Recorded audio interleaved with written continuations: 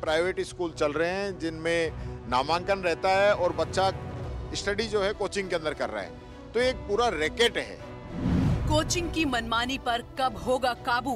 कोई गलतियां करता है, इसमें खामियां रखता है तो उसमें पेनल्टी का प्रावधान भी रखा है। छात्रों का तनाव कब तक रहेगा बेकाबू? जो बच्चे कोचिंग कर रहे हैं उनकी स्थिति वाकई में बहुत ज्यादा खराब होने जा रही है। शिक्षा को कब तक बेचेंगे कारोबारी बाबू?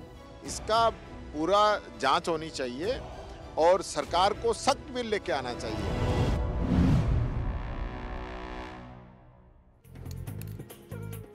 नमस्कार, आदाब, मैं हूं मारिया शकील। आज मुकाबला में हम ऐसे मुद्दे पर चर्चा करेंगे जो हर परिवार से जुड़ा हुआ है। आप में से कई ऐसे हैं जिन्होंने अपने बच्चों या बच्चे को कोचिंग सेंटर में भेजा होगा या फिर भेज रखा है या फिर भेजने की तैयारी कर रहे होंगे। आपको लगता है कि कोचिंग सेंटर आपके सपनों और उम्मीदों पर खरा उतरेगा और उसमें वो भूमिका निभा सकता है, लेकिन तस्वीर का दूसरा पहलू भी है। कोचिंग सेंटर शिक्षा नहीं, कारोबार के सेंटर बन गए हैं और शायद यही वजह है कि हाल में ही सुसाइड के रेट्स भी बढ़े हैं। इतना ही नहीं, कोचिंग सेंटर बच्चों को मझधार में भी छोड़कर भाग चुके हैं। आज राजस्थान विधानसभा में कोचिंग सेंटरों पर काबू करने के लिए बिल पेश किया गया, लेकिन दिलचस्प ये है कि उस बिल में कोचिंग सेंटर में एडमिशन लेने वाले छात्रों की उम्र यानी कि एज की कोई सीमा नहीं डाली गई है।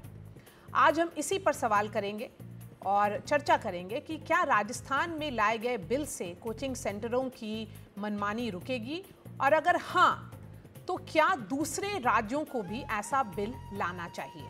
हमारे साथ चर्चा के लिए बहुत ही खास मेहमानों का पैनल है। सुपर 30 के फाउंडर अभयानंद जी हैं, हमारे साथ एजुकेशनिस्ट ब्रजेश महेश्वरी हैं, हमारे साथ कोचिंग फेडरेशन ऑफ इंडिया के डायरेक्टर केशव अग्रवाल हैं, हमारे साथ यहाँ पर स्टूडियो में साइकोलॉजिस्ट कपिल कक्कड़ हैं और आलोक कुमार हैं जिन्होंने आईआईटी कानपुर से शिक्षा ली है। आलोक मैथ्स ओलंपियाड और जेईई के टॉप एजुकेटर हैं। हमारे साथ कोटा से कोचिंग सेंटर के छात्र भी जुड़ेंगे, लेकिन सबसे पहले ये रिपोर्ट देखिए।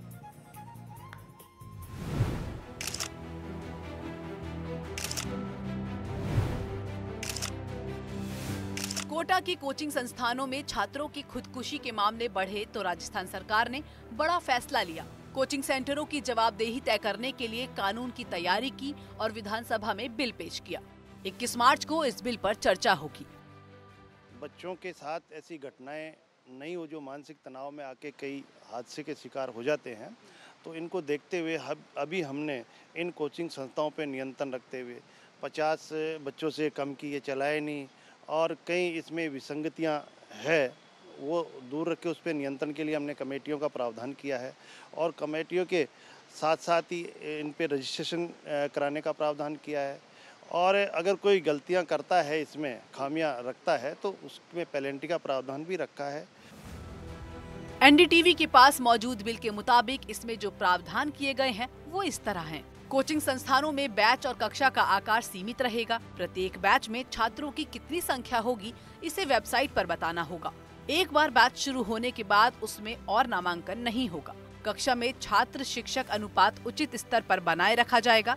नामांकन से पहले छात्रों को पाठ्यक्रम की कठिनाई की जानकारी दी जाएगी। छात्रों को समझाया जाएगा कि विद्यालय की परीक्षाएं और प्रतियोगी परीक्षाएं कैसे अलग हैं। अभिभावकों और छात्रों को दूसरे करियर विकल्पों की भी जानकारी दी जाएगी। कोचिंग सेंटर मानसिक तनाव को लेकर जागरूकता फैलाएंगे। भले ही राजस्थान सरकार बिल लाने की तैयारी कर रही है, लेकिन मुद्दा बड़ा है। आपको याद होगा कुछ दिन पहले कई शहरों में फिटजी के सेंटरों को बंद कर दिया गया और कंपनी ने छात्रों को बीच मझधार में छोड़ दिया। उनसे वसूली गई फीस भी वापस नहीं की गई, लेकिन राजस्थान में बनाए जा रहे कानून में इसको लेकर भी प्रावधान किया गया है। कोचिंग सेंटर छात्रों को परामर्श और मनोवैज्ञानिक सहायता उपलब्ध कराएंगे। कोचिंग संस्थानों को तमाम सुविधाओं और फीस की जानकारी देनी होगी। फीस को लेकर स्पष्टता के लिए हर कोचिंग सेंटर को रसीद जारी करनी होगी।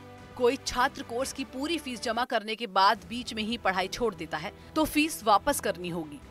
वापस की जाने वाली राशि 10 दिनों के भीतर आनुपातिक आधार पर होगी। किसी कोचिंग सेंटर की अनियमितता की शिकायत सीधे जिला समिति से की जा सकती है। समिति को 30 दिनों के भीतर शिकायत पर फैसला लेना होगा। पहली बार नियमों के उल्लंघन पर 2 लाख रुपए तक का जुर्माना लगेगा। दूसरी बार गलती करने पर 5 लाख रुपए तक का दंड होगा। बार बार उल्लंघन करने वाले कोचिंग संस्थानों का रजिस्ट्रेशन ही रद्द कर दिया जाएगा। कोचिंग सेंटर जुर्माने की राशि का भुगतान नहीं करता तो भू राजस्व बकाया के रूप में वसूल की जाएगी। लेकिन कोचिंग संस्थानों को नियमित करने के लिए लाए गए बिल पर सवाल भी है। इसमें 2 वैसे प्रावधानों को शामिल नहीं किया जाएगा जो ड्राफ्ट बिल में थे, जिनसे छात्रों को वाकई फायदा होगा। बिल में कोचिंग के लिए छात्रों की उम्र सीमा नहीं रखी गई है, जबकि केंद्र के दिशा निर्देशों के मुताबिक उम्र सीमा 16 साल होनी चाहिए। बिल में छात्रों के लिए एप्टीट्यूड टेस्ट को वैकल्पिक किया गया है। देखिए, सरकार की मंशा साफ नहीं है। ये जो कोचिंग के लगातार जो मामले आए हैं राजस्थान के अंदर, लगातार सुसाइड हो रहे हैं और एक जो है सभी के मन के अंदर बहुत घबराहट है। आज की स्थिति ये है, तो इस वजह से ये बिल लेके आना पड़ा। लेकिन इसके अंदर भी 16 साल तक के बच्चों को ये अगर कोचिंग कराते हैं, जो कि ड्राफ्ट के अंदर पहले ये तय हुआ था कि 16 साल तक के बच्चों को कोचिंग नहीं कराई जाएगी, लेकिन ये लोग उनको कोचिंग कराना चाहते हैं। तो मैं समझता हूँ क्यों कराना चाहते हैं? क्या प्रेशर है? इनकी मिलीभगत हो सकती है। सिर्फ कोटा ही नहीं बल्कि देश के सभी शहरों में कोचिंग कारोबार चल रहा है। कोचिंग में बच्चे कामयाब होने के सपने को लेकर जाते हैं, लेकिन नाकामी मिलने पर हताशा और निराशा के समंदर में गोते लगाने लगते हैं। किसी भी दूसरे कारोबार की तरह कोचिंग सेंटरों को अपने फायदे से मतलब होता है, बच्चों के नुकसान से नहीं। एनडीटीवी इंडिया की रिपोर्ट। मुकाबला में आज का सवाल है, क्या कोचिंग सेंटरों की मनमानी रोकने के लिए राष्ट्रीय स्तर पर कानून बनाना चाहिए? क्या कोचिंग संस्थानों की वजह से पढ़ाई पैसे का खेल बन गया है? क्या कोचिंग संस्थानों का माहौल छात्रों में अतिरिक्त तनाव पैदा करता है? क्या कोचिंग संस्थान बच्चों को पढ़ाई का सही माहौल दे पाते हैं? और आखिरी सवाल, कोचिंग संस्थानों में छात्रों की खुदकुशी क्यों बढ़ रही है? सबसे पहले मैं सीधे चलूंगी कोटा। वहां पर शाकिर अली हैं कोटा के स्टूडेंट्स के साथ। शाकिर भाई, मैं आपसे ये जानने की कोशिश करूंगी कि वहाँ के जो स्टूडेंट्स हैं, क्योंकि सुइसाइड रेट्स हमेशा, अगर सुइसाइड की चर्चा होती है स्टूडेंट्स में, तो कोटा का नाम लिया जाता है, क्योंकि वहाँ पर बच्चों में काफ़ी तनाव होता है, परीक्षा की तैयारी कर रहे होते हैं आईआईटी और मेडिकल कॉलेजेस की, और उसके वजह से शायद एक बहुत एक्सट्रीम स्टेप्स ले लेते हैं वो। तो आज के इस विधायक पर, मतलब इस जो बिल है उस पर, उसको स्टूडेंट्स कैसे देख रहे हैं? जी देखिए, बिल्कुल मैं सीधे स्टूडेंट से ही जो है मुखातिब होता हूँ। जी, ये जो बिल आया है इसको लेकर के आप क्या सोचते हैं, कितनी राहत देगा? लगता है आपको इससे राहत मिलेगी? देखिए, बिल जो है ये मतलब बहुत ज़्यादा राहत देगा। मतलब अगर मैं आपको थोड़ा डिटेल में बताना चाहूँ तो कई सारे कोचिंग जो होते हैं, जैसे एलएन हो गया, तो जैसे एक कोचिंग का मैं नाम ले रहा हूँ, एलएन हो गया, तो उसमें क्या होता है कि कई सारे बैच होते हैं। जैसे एक हो गया, अलग अलग टाइप के बैच होते हैं। उसमें क्या, अच्छे बच्चों को अलग बैच में, जो थोड़े कम बच्चे उनको नीचे बैच में, उसके हिसाब से वो टीचर भी वैसे वैसे देते हैं। खराब बैच को खराब टीचर देंगे तो वो बच्चे ना, उनका पूरा साल बर्बाद हो जाता है। उन बच्चों को लगता है कि मतलब उनका पूरा साल बर्बाद हो जाता है। तो अब अगर वो बच्चे जो है, उनको अगर पता चल गया कि मुझे खराब बैच में डाला गया, मुझे खराब टीचर मिल रहे हैं, तो एटलीस्ट वो अपना रिफंड लेके कहीं अच्छी जगह से तो पढ़ाई कर सकते हैं। अब कोई कोटा आके उसको खराब एक्सपीरियंस हो तो ये तो बिल्कुल अच्छी बात नहीं है। तो इसलिए ये बिल की मैं बहुत ज़्यादा सराहना करता हूँ। जैसे कि एलएन में टीचर भी बोलते हैं कि कुछ बच्चे बैंकर होते हैं, कुछ बच्चे रैंकर होते हैं। तो जो बच्चों को खराब बैच में डाल दिया जाता है उनको बैंकर बोला जाता है, क्योंकि इन बच्चों के पैसे को रैंकर बच्चों पर इन्वेस्ट किया जाता है ताकि उनकी रैंक प्रोड्यूस हो सके। तो ये बिल जो है बहुत अच्छा है। एटलीस्ट मतलब वो बच्चे अपने आप को फंसा हुआ नहीं महसूस करेंगे। बच्चे फंसा हुआ महसूस नहीं करेंगे। और जो कई सारी चीज़ें उसमें दी गई है, 5 घंटे से ज़्यादा जो है कोचिंग में पढ़ाई नहीं होगी, आप लोगों के मनोरंजन के लिए भी फंडे वगैरह जो है, गाइडलाइन जो है उसकी पालना करवाई जाएगी। यस सर बिल्कुल होना चाहिए, क्योंकि बच्चों को मतलब अपने मानसिक जो तनाव होता है ना, इससे भी मतलब निवारना होता है। क्योंकि अगर ये नहीं होगा तो हमेशा पढ़ ही तो नहीं पाएंगे ना। मतलब हमेशा सब कोऑर्डिनेट बना के चलना चाहिए। जैसे अभी हमारे यहाँ कोचिंग में डिवाइस में हमेशा फंडे होता रहता है और सब होता रहता है, तो यहाँ के सर मतलब मुझे लग रहा है कि सब चीज़ें फॉलो करते हुए चल रहे हैं, तो इसे सबको करना चाहिए सर। तो आपको लगता है ये जो कानून बना है, बिल जो सरकार लाई है, ये इससे आपको राहत मिलेगी? आपकी सुनवाई होगी? सीधे सरकार का दखल हो गया है कोचिंग में? ये तो है, इस बिल से राहत तो मिलेगी। अभी सुनने में आया था कि जयपुर में बच्चे ने एडमिशन ले लिए थे, उसके बाद वहाँ से फैकल्टी चेंज हो गई थी, तो बच्चे ने काफ़ी धरना किया था। तो राहत तो मिलेगी इस बिल से। चलिए, शाकिर भाई, हम बच्चों आपके को। पास फिर से आएंगे, जी, आप जुड़े आप कैसे रहिए। देखते हैं? आप एक आगे कोचिंग बढ़ते सेंटर हैं। सबसे पहले अब जाएंगे अभयनंद सर के पास। सर, आप इस बिल को कैसे देखते हैं? क्योंकि सबसे बड़ा सवाल है कि कोचिंग इंस्टीट्यूट्स को रेगुलेट करने की बात है, क्या वो रेगुलेट हो पाएंगे?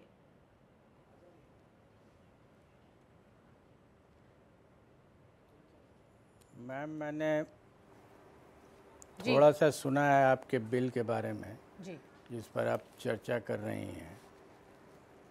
इससे भी मौलिक स्तर पर आप आइए।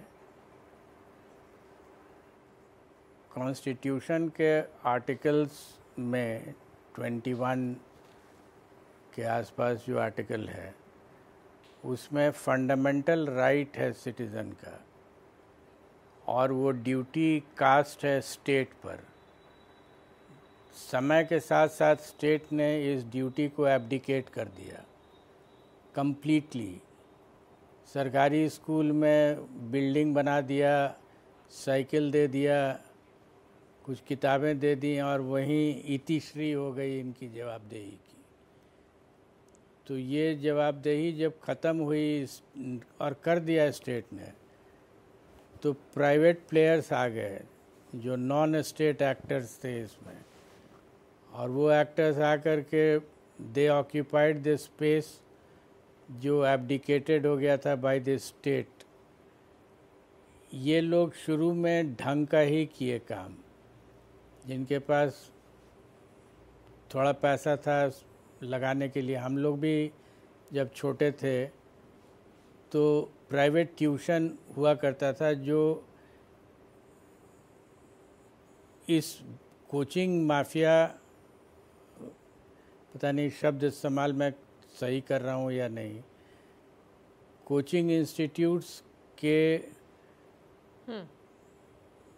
पूर्व में जो आया private coaching institutes, private tuition, वो धीरे धीरे मेटामॉर्फोज्ड हो गया into coaching.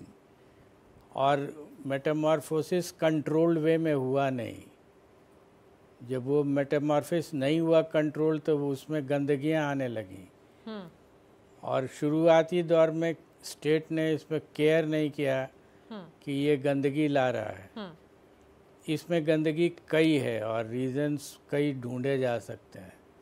Therefore, my thing is, don't blame a system which has developed because of your negligence. ये गंदगी बढ़ी उसी लाइन पर है।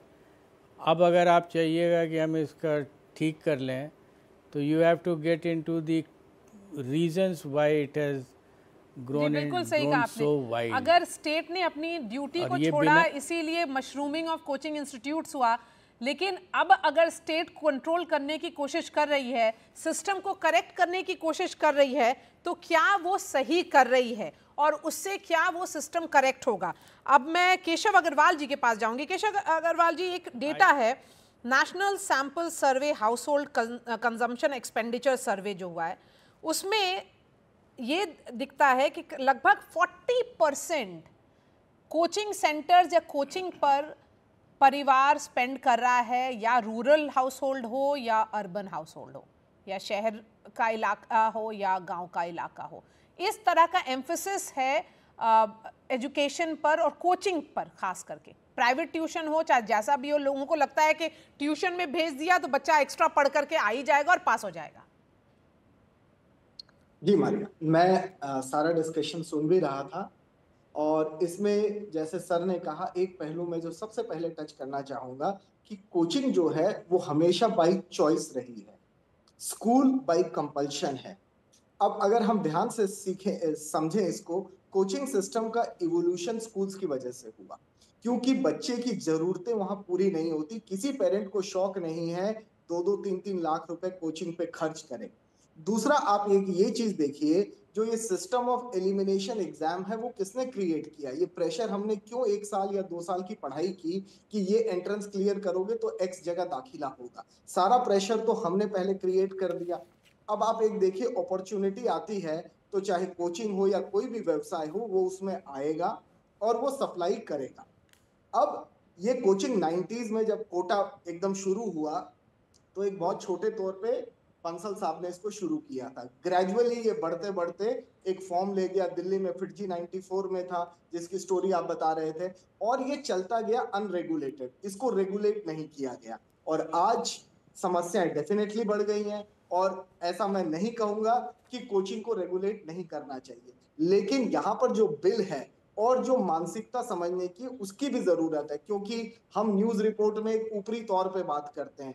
एज एन इनसाइडर मैं आपको 2 मिनट में कुछ चीजें समझाता हूँ। क्या कोचिंग हम 8-10 इंस्टीट्यूट को लेके मानते हैं कि पूरे इंडिया में वही है जिसके ऊपर ये बिल बना है?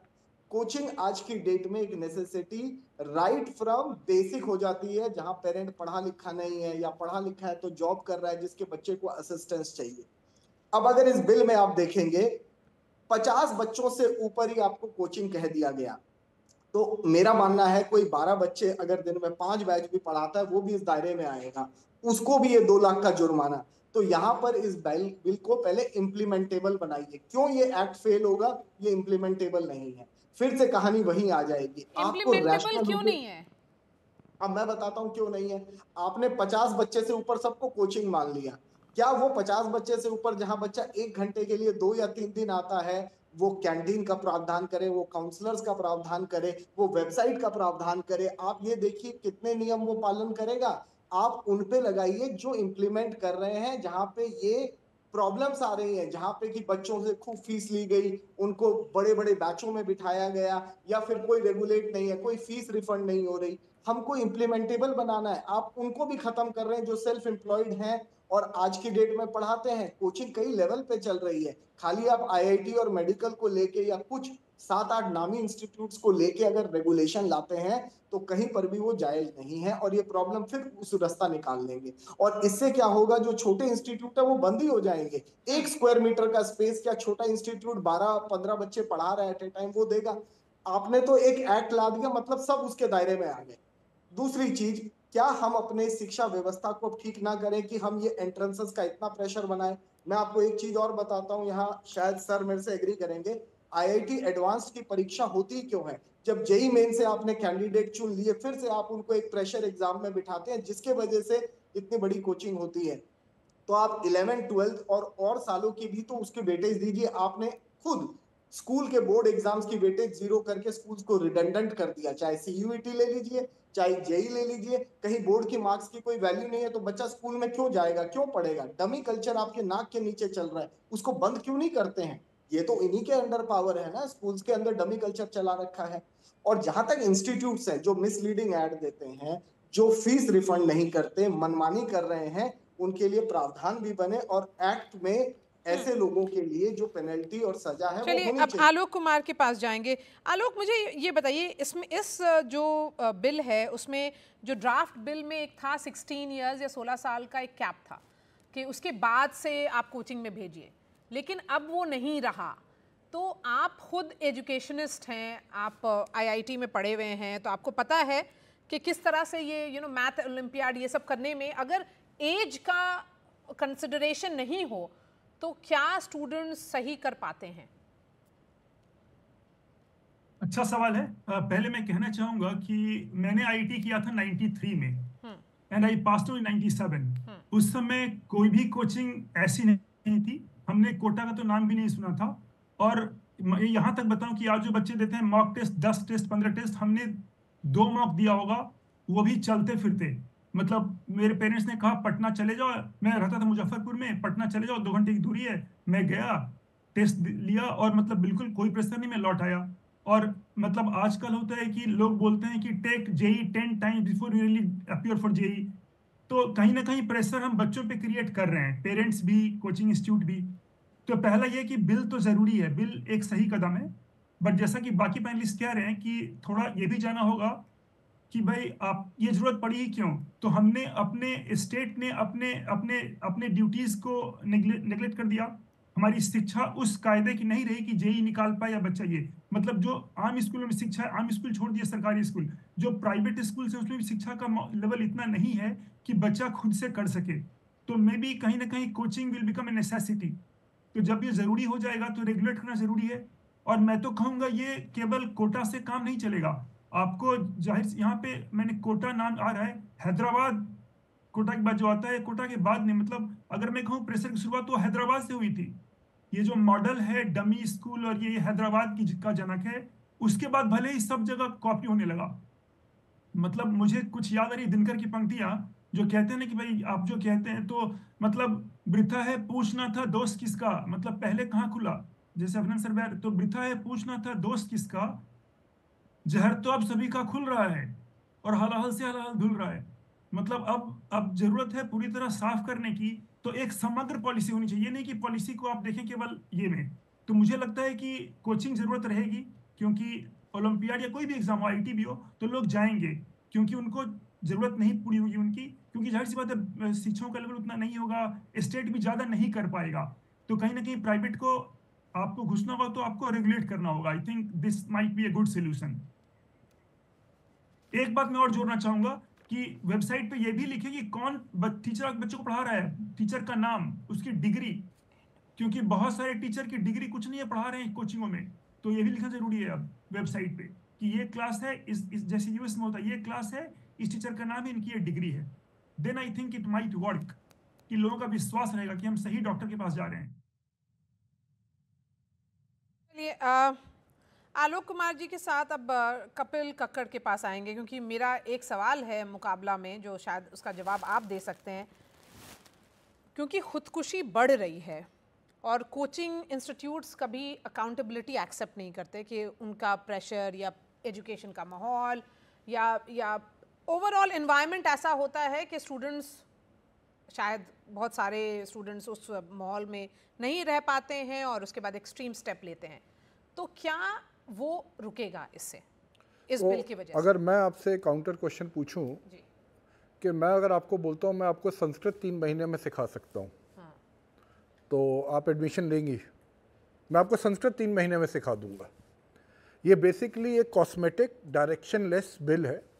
इसका रीज़न क्या है कि आप वो बच्चों को, जैसे हम सुनते हैं spoken English in 2 months, in 6 months, वो बच्चे जो गवर्नमेंट स्कूल में पढ़े हुए हैं, वो बच्चे जो हिंदी में पढ़े हुए हैं, आपने उनको बड़ी बड़ी बातें कर दी, और यही चीज़ यहाँ पे भी हो रहा है। अब कैसे हो रहा है? जब, क्योंकि आपने जैसे शुरू में कहा बिजनेस, और मेरे को पैनलिस्ट ने बड़ी अच्छी बात कही कि coaching mafia, perhaps he can use that word, coaching mafia. Why? Because when these children, अब ये बच्चे कहाँ से आ रहे हैं? ये बच्चे आपके आ रहे हैं Tier 2, Tier 3 टाउन से, ये बच्चे आ रहे हैं आपके जो लोअर मिडिल क्लास से या रूरल एरिया से। इनके पेरेंट्स की आप एस्पिरेशंस देखिए, इनके पेरेंट्स खुद इतने पढ़े लिखे नहीं होते, बट वो चाहते हैं कि हमारा बच्चा इंजीनियर बन जाए।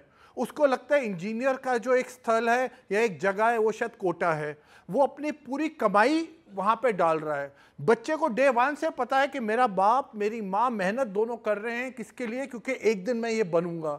जब बच्चा वहाँ पहुँचता है, क्योंकि आपने उसको एडमिशन लेके ये बोल दिया spoken English in 3 months, spoken English in 6 months, उसका, उस बच्चे का अनफॉर्चुनेटली वो कैलिबर नहीं है जो डे 1 से आपको पता है कि वो IIT क्रैक कर पाएगा या वो किसी इंजीनियरिंग कॉलेज में जा पाएगा, गवर्नमेंट इंजीनियरिंग कॉलेज में।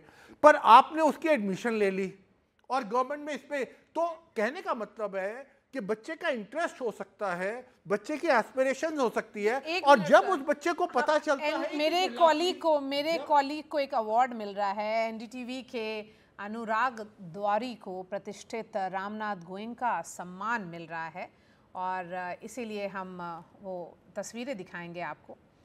ये उन्हें नर्सिंग स्कैम पर रिपोर्टिंग पर मिल रहा है और ये बहुत ही प्रेस्टिजियस अवार्ड है। अनुराग द्वारी को एक बहुत ही बड़ा सम्मान मिला है, रामनाथ गोयनका अवार्ड।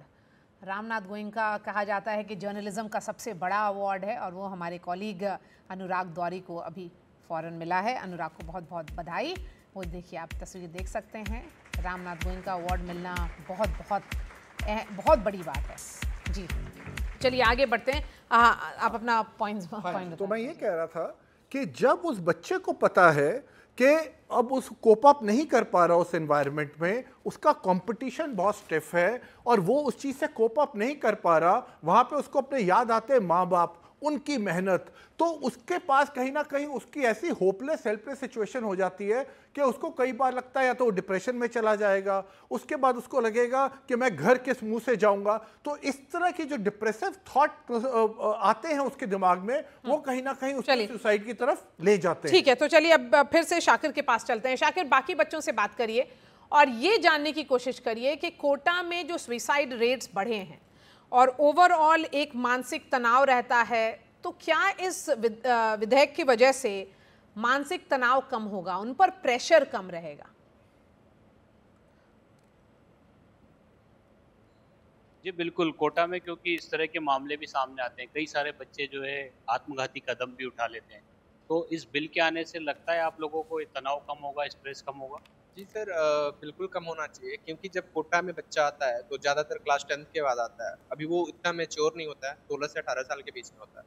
आते ही वो सब चीज़ उसके लिए नया होता है, कहीं ना कहीं उस पर प्रेशर भी होता है कि हाँ मुझे सक्सेस होके ही यहाँ से जाना है। वो भूल जाता है कि फेलियर का भी सामना करना पड़ता है। इवन प्रॉपर काउंसलिंग भी नहीं होती है बच्चों की। कई इंस्टीट्यूट ऐसे हैं जिसमें एक क्लासरूम में 200 बच्चे भरे जाते हैं, टीचर को ये तक नहीं पता है कि स्टूडेंट का नेम क्या है एक्चुअली, और जो स्टूडेंट होता है वो कहीं ना कहीं एक ही जोन में होता है, कोचिंग टू रूम और रूम टू कोचिंग, और इस बीच में वो अपने हेल्थ का भी ध्यान नहीं दे पाता है। तो कहीं ना कहीं ये जब मार्क्स कम आते हैं वो कहीं ना कहीं गलत डायरेक्शन में जाता है। हो सकता है कि वो सुसाइड कर ले। आजकल मैंने सुना है कि सरकार पंखों पे ये स्प्रिंग वाले पंखे, हाँ, एंटी हैंगिंग डिवाइस लगा रही है। इससे क्या फैन का तो वो सुसाइड का मेन सोल्यूशन तो नहीं है, अल्टीमेट जो यहाँ प्रेशर है उसको हैंडल करने के लिए क्या वो सोल्यूशन है? क्या वो बहुत हद तक वो लागू नहीं है। यहाँ हमारा बेसिक काम ये है कि बच्चे का जो रीज़न है वो ख़त्म करते हैं। तो सबसे पहले डिप्रेशन का, तो डिप्रेशन का 2 रीज़न होता है। जब हम लोग टेस्ट देते हैं, मार्क्स कम आते हैं, तो कहीं ना कहीं पेरेंट्स का भी प्रेशर होता है कि हाँ पेरेंट्स इतने अच्छे कोचिंग में, जबकि कोटा हम जानते हैं इंडिया का एजुकेशनल हब है। यहाँ हर एक 100 रेडियस में सब कुछ, हर एक चीज़ अवेलेबल होता है, स्टडीज से लेके मेस, कोचिंग, इवन रूम वगैरह, हर एक चीज़ अवेलेबल है। लेकिन जब बच्चा ये नहीं समझ पाता है कि नहीं हम गलत डायरेक्शन में जा रहे हैं या फिर मुझे प्रॉपर काउंसलिंग नहीं मिल पा रही है, तो कहाँ से वो रिफॉर्म कर पाएगा? फिर यहाँ हमें नीड होती है काउंसलर्स की, जो कि कोचिंग नहीं देती है, मैक्सिमम कोचिंग नहीं देती है। और लेकिन अब जो बिल सरकार लाई है उसमें काउंसलिंग से लेकर के तमाम चीज़ें, आपके जो क्लासरूम की संख्या है वो सब चीज़ें निर्धारित की जा रही है। आपको लगता है इससे स्ट्रेस फ्री होंगे बच्चे? जो बिल आ रहा है इसमें जो सुविधाएं दी जा रही है बच्चों को खासकर? जी सर, बच्चे के जो स्ट्रेस हो है ना, बच्चे 2 ही तरह से हो सकता है। पहला तो जो बोले कि पेपर लेकर, दूसरा पेरेंट्स लेकर। सब बच्चे ने कहीं सोच के आते हैं कि कोटा जा रहा हो, क्योंकि इंडिया का नंबर 1 जगह है कि यहाँ पे नेट और जेईई के लिए सर। तो घर से सर बच्चे 10th या 12th करके आते हैं कि हाँ नेट या जेईई करना है मेरे को। तो सर बच्चे आने के बाद कुछ संगत पड़ जाते हैं, इधर उधर कोचिंग इधर उधर भाग के, एक दूसरा कोचिंग भाग के, सर कहीं कहीं बच्चे ऐसे स्ट्रेस होता है। और दूसरी बात यह है सर, बच्चे की सबसे पहले आते कि टेस्ट जो देता है उससे नंबर करने के बाद, दूसरी है सर वो पेरेंट्स प्रेशर।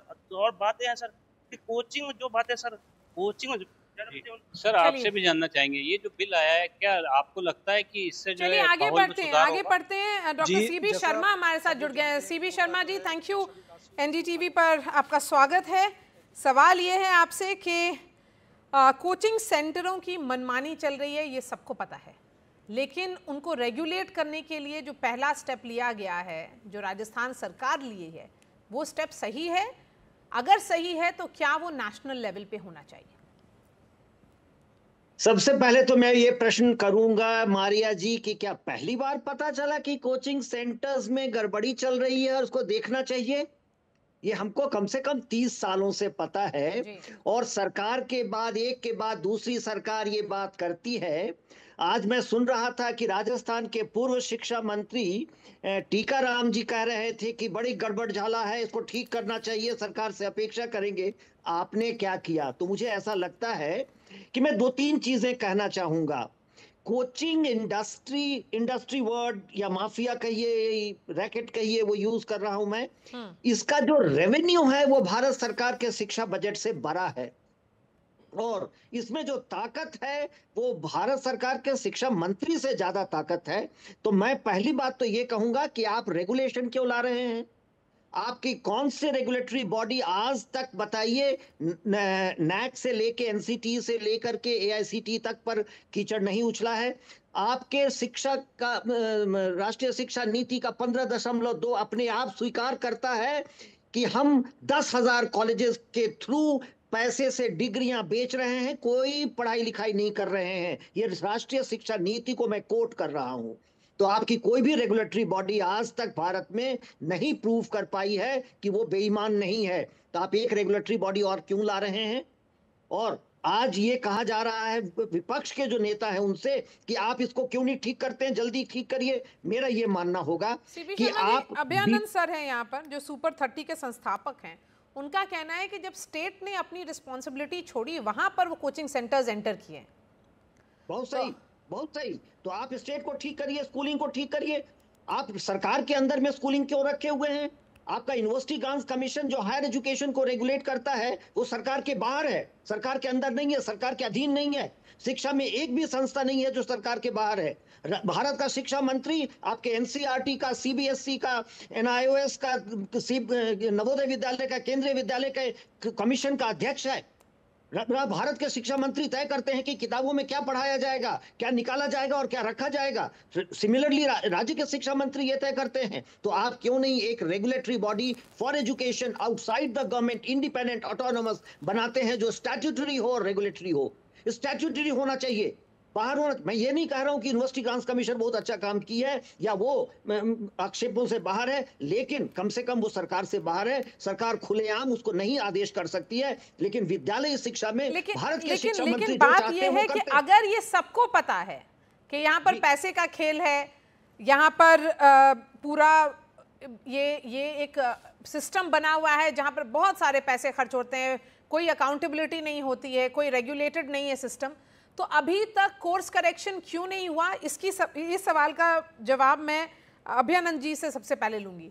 क्यों नहीं कोशिश की गई कि इस कोचिंग सेंटर्स का जो पूरा नेटवर्क है उसको रेगुलेट किया जाए?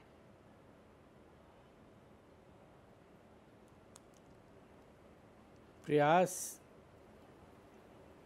करने के लिए जो दिशा होनी चाहिए वो क्लियरली डिफाइंड होनी चाहिए। द मलेज मस्ट बी डायग्नोज्ड, तभी कोई रेगुलेटरी बॉडी उसको एड्रेस कर सकती है।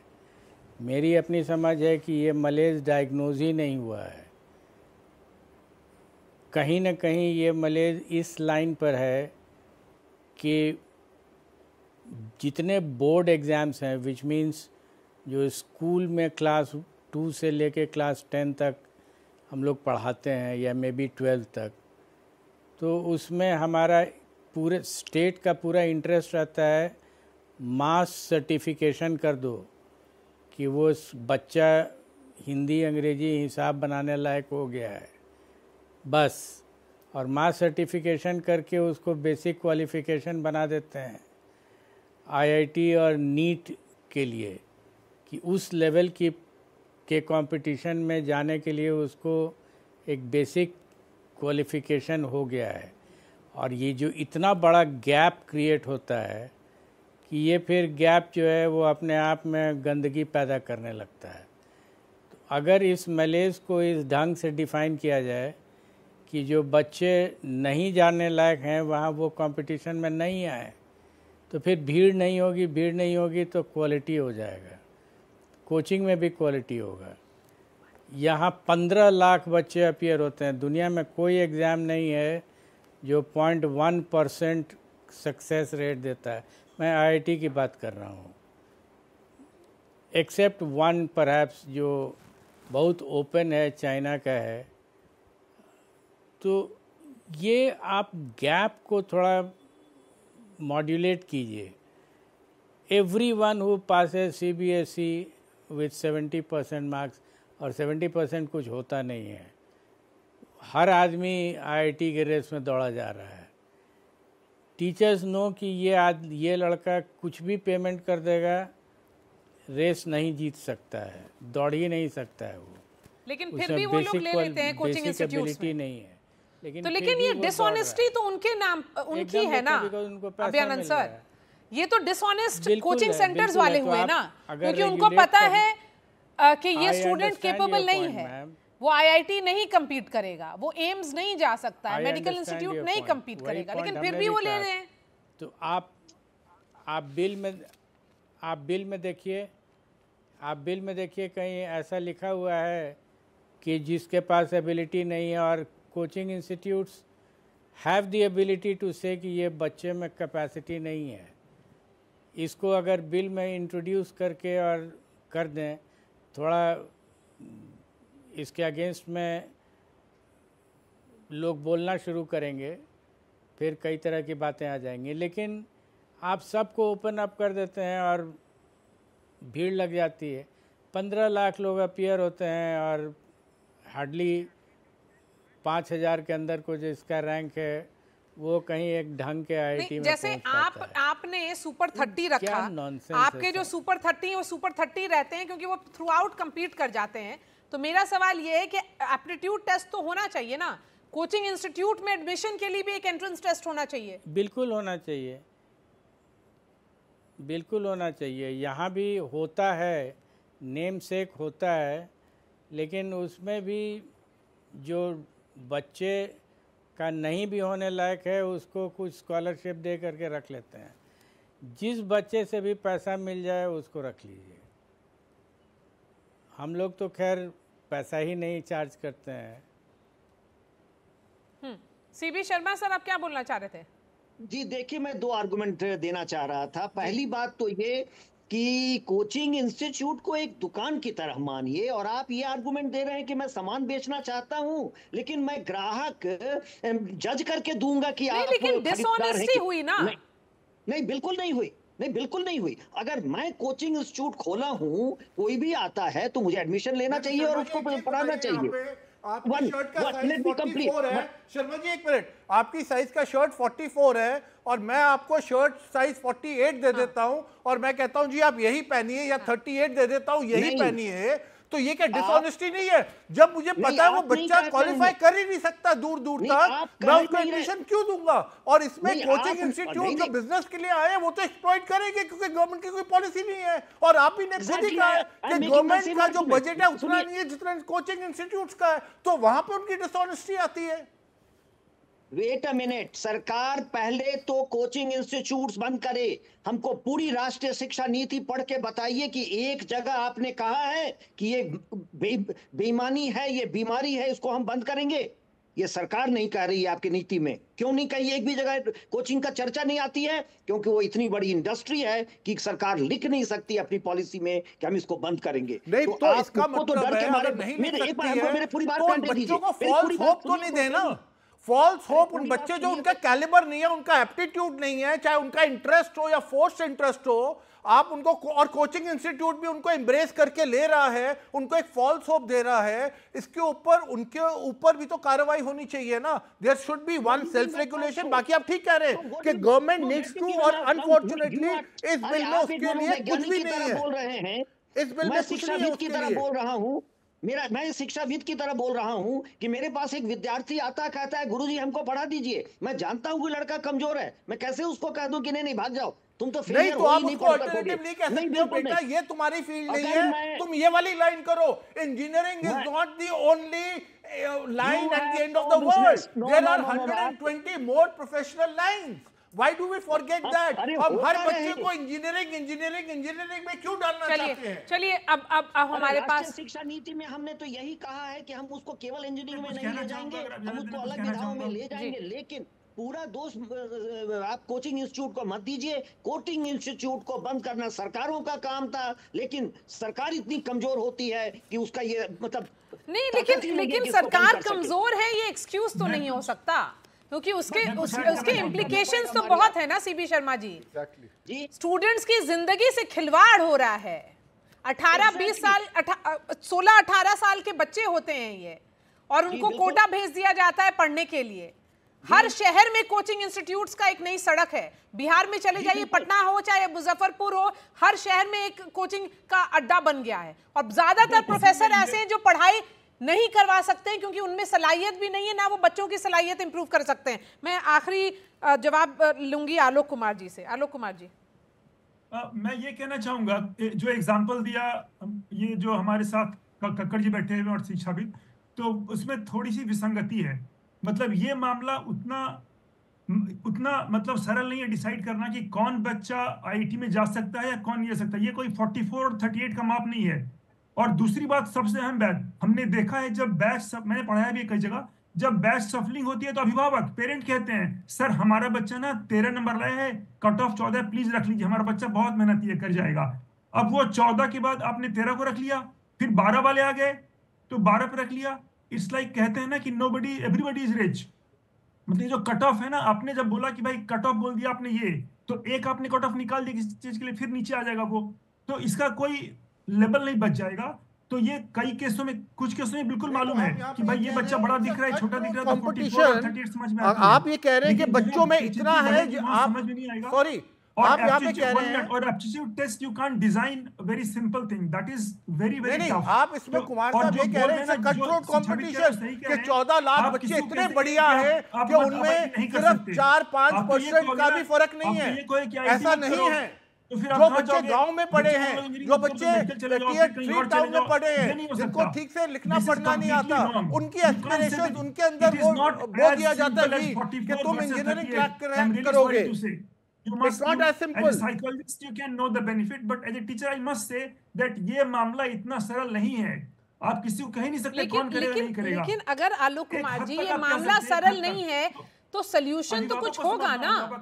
30-35 साल 40 साल से ये चल रहा है, ये पूरा माफिया राज कोचिंग इंस्टीट्यूट्स का, और उसका कोई जवाबदेही नहीं होगी क्या? डायरेक्टर CFI के पास जाएंगे, केशव अग्रवाल जी अनम्यूट कर लीजिए, अनम्यूट करना होगा केशव जी आपको। जी 2 मिनट लूंगा, सॉरी मैम। अब मैं 2 मिनट में आपको कई चीज अगर बोलने दें मैं समझाता हूँ। पहली चीज, स्कूल डिसाइड करता है बच्चे के पास साइंस है या नहीं, तभी बच्चा IIT की कोचिंग के लिए आ सकता है, अदरवाइज नहीं। तो पहला पॉइंट जो डिसीजन लेगा वो स्कूल लेगा, कोचिंग इंस्टीट्यूट नहीं लेगा। अब दूसरी चीज जो मैं आता हूं कि हम 8 से क्यों नहीं करियर काउंसलिंग शुरू करते हैं कि थिंक बियॉन्ड IIT। हम 10th तक उसको साइंस पढ़ा रहे हैं, कॉमर्स में इंट्रोड्यूस नहीं करते। तो हम बच्चे और अभिभावक को 8 से बताना शुरू करें कि IIT मेडिकल की बियॉन्ड भी लाइफ है और बियॉन्ड इतने अच्छे करियर्स है, उसमें आप डालिए। लेकिन वहां ये होता है शर्मा जी के बेटे ने ये कर लिया तो हम भी ये करेंगे। तीसरी चीज, कोचिंग इंडस्ट्री 58,000 करोड़ की है, तो आप क्यों नहीं इंस्टीट्यूशनल लैंड स्टेट बनाती है, उनको जगह देती है, उनसे रेंट ले और वहां पे हॉस्टल भी बनेंगे, बच्चे आके एक ऐसे माहौल में रह सके जहां ऐसे बड़े सेंटर तो लेजिटिमाइज किया जाए।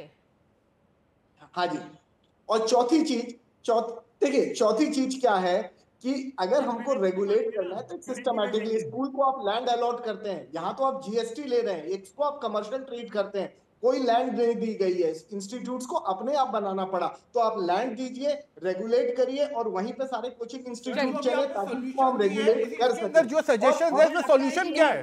Please ask him what is the solution, where is the solution? Coaching institute को जगह दीजिए, फंड दीजिए और उनसे पढ़वाइए।